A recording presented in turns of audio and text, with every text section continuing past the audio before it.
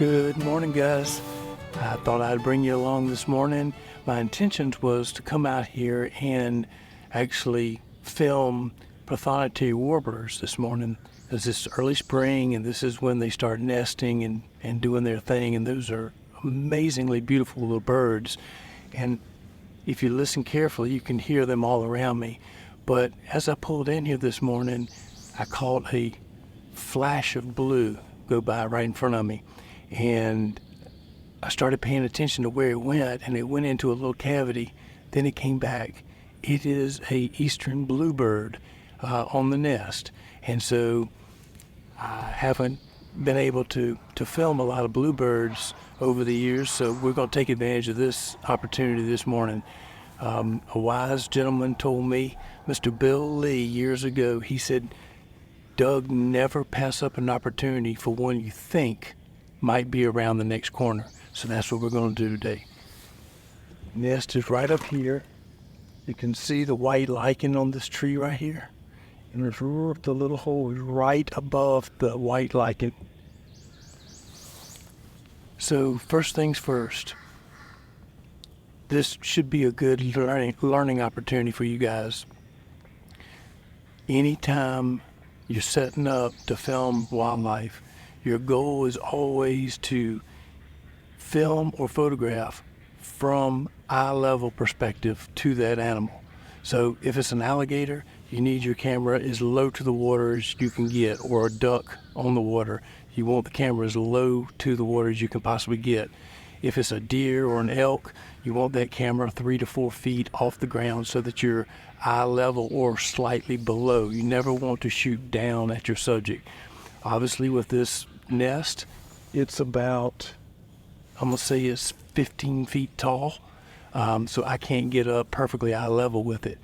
However, what I can do is I'm going to raise my tripod as high as it'll go, and that'll increase my perspective so that I'm not looking up at the belly of the bird, at least not as much as if my tripod was much lower. So let's get set up and see how this goes.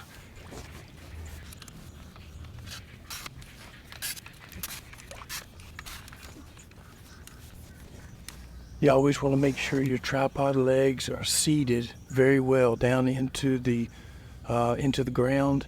When you're working in a swamp situation, generally you have several inches to even a foot of silt on the bottom.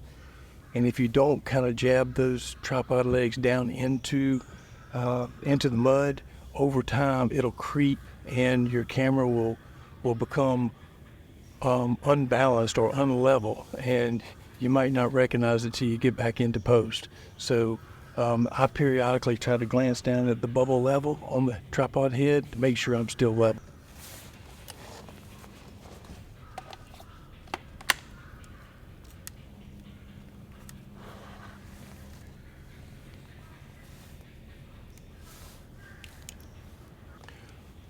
What I like to do is move into what I think might be an acceptable, a tolerable distance from a nest or from a subject.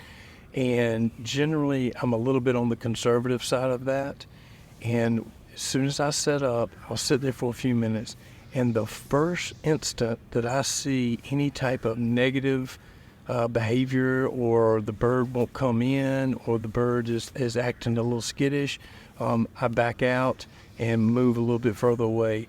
And eventually what you'll do is you'll find that kind of tolerance distance that's safe for you and the bird to work. So right now we're about 10 meters away from the nest, and as I've been sitting here talking to you, the male has come back and forth several times, so I think we're going to be all right, but we'll give it a few more minutes and make sure that he's cool with us being here, and we'll go from there. Okay, he's back in the nest, and he's feeding, so he's very comfortable. He's got a big old juicy spider that he's feeding the young with. This is very nice. All right, so a couple things we need to go ahead and get our settings set up, get everything ready so that we are prepared. first things first, we're filming video, so our shutter speed is always going to be double our frame rate. So right now I'm shooting 24 frames a second, so you double that, which would be 1/48th of a second, and the nearest setting that you have to that is 150. So we're going to set this at 1/50th of a second. All right, I'm actually already at that. So the next thing is, you want, anytime you're filming wildlife, you want it to be as cinematic as possible. You always want to film with the shallowest depth of field that you can get away with. So with this bird, I want the bird and the nest to pop away from the background. I don't want it to blend into all the sticks and branches and foliage behind it. So I want to be sure that I'm going to shoot with a large f-stop, which is a small number, which gives me less depth of field. In other words, the background is more blurry. So with this particular lens, shot at 600 millimeters for my tight shot, the smallest aperture I can get is 6.2. So we're going to set it at 6.2, and it looks nice. The background is nice and blurred, so we'll go with that. Next is the ISO. I always start at the native ISO that the camera is rated for. Every camera has a different rating for ISO, and for up to this morning I'm shooting a red V Raptor, and the native ISO is 800, so we're going to start with that.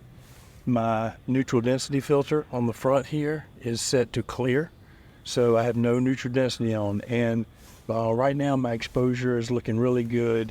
I'm not clipping my whites on the right, and I'm not clipping my blacks on the left of my histogram, so we're pretty good. Now, as the sun moves up through the canopy, it's going to throw some shade down on this cavity, so I want to do as much filming early as I possibly can because the light is really nice on there right now. So starting out, I'm going to be shooting at 24 frames a second. That's kind of your standard frame rate for video in a cinematic instance. I will get some shots at 24 frames a second, and then if I see that the action or the movement of the subject dictates going to slow motion, I will increase my frame rates per second, the capture rate, to maybe 48 or 60, or if they're hovering, trying to fly and land in the hole, I may even go up to 120 frames per second. So when it's played back on a 24 frames a second timeline, which is your base frame rate, it will play it back in slow motion. Even with video, just like with photography, you've got to put the subject in the rule of thirds. You never want the subject dead center. Now, there's some situations like the wood ducks that we were filming the other day.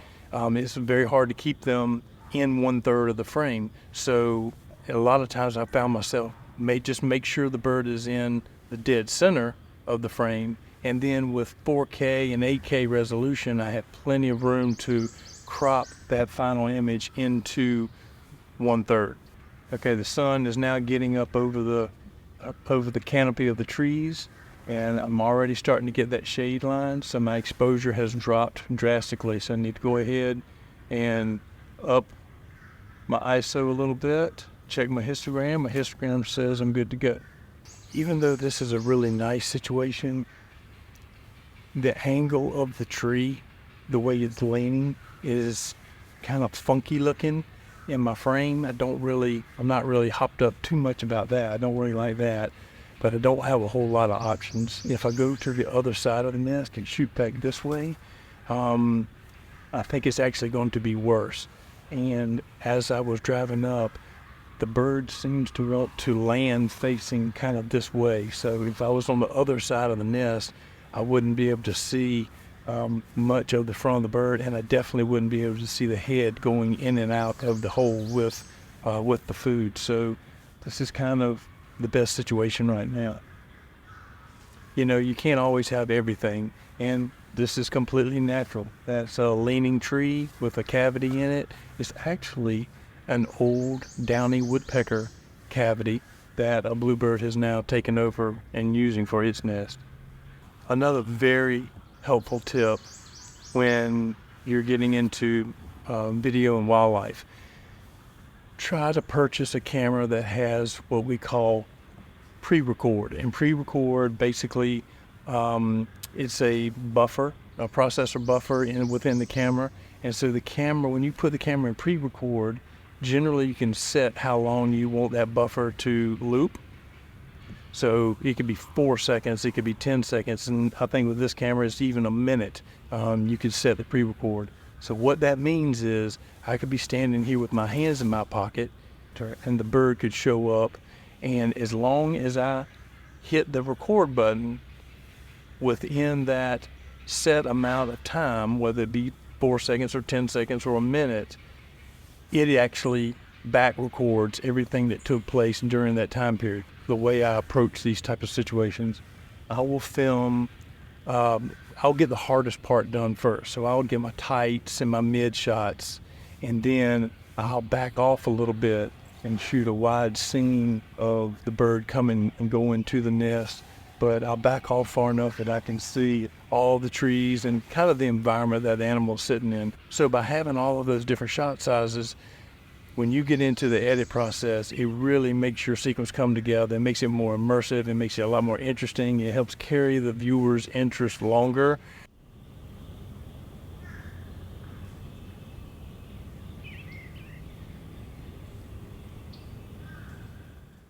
All right, she's coming in. I'm hitting record button.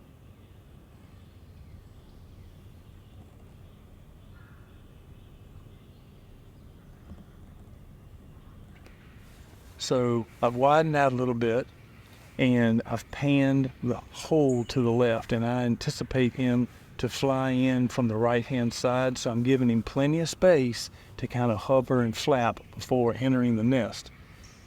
Now, as soon as he gets to the nest, now he is on the wrong side of the frame, so I have to be paying attention and I have to smoothly pan over to the left, putting him back in the third.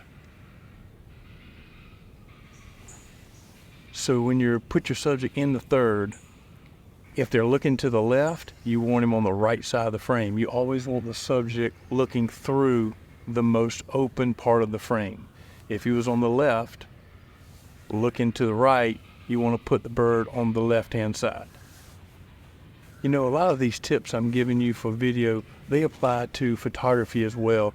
All of the field craft stuff definitely applies to both video and photography as well. All video is lots of little photographs taking over a period of time and then played back in rapid succession. That's what all video is. So the basics of photography still apply. Okay, here comes the male. We're taking it off a pre-record. We are now recording.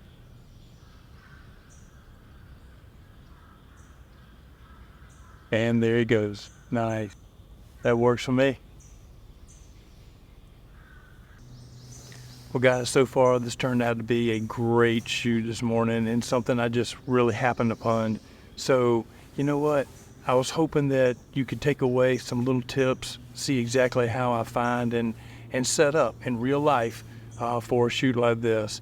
You know what? If you've enjoyed these videos, please hit that like button and don't forget to subscribe to the channel as well. That helps us get out and produce more videos that you're asking for. I'm going to sit here and finish filming this for a few more hours. Until next time, have a great day.